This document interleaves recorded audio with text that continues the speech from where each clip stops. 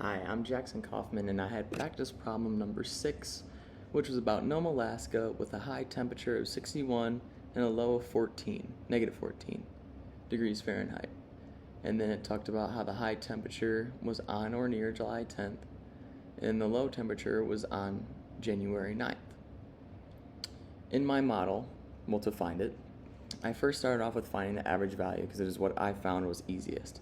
So with this, I added the maximum and the minimum values, which was 161 and negative 14, I apologize, and I put it over 2. This had me get 23.5, so D is 23.5.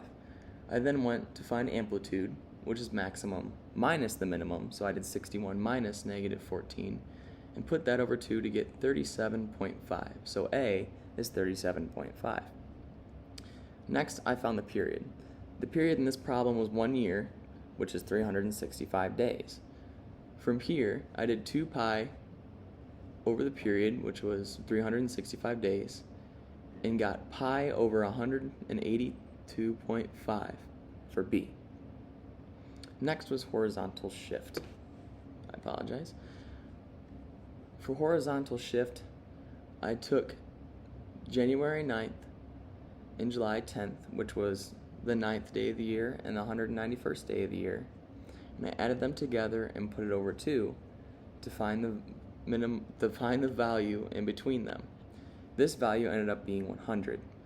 Since this number is to the right of the y-axis, this turns out to be negative 100 as the horizontal shift.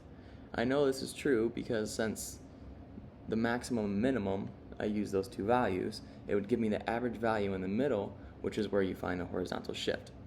With this being said, I know that C then equals negative 100 pi over 182.5. The function to create the model is A sine times BT plus C plus D. The t in this function is normally x, but for this function, it is t.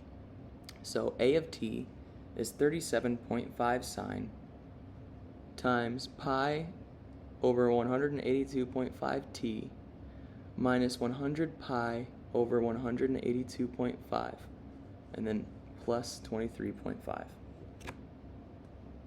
And that's it. There's the function.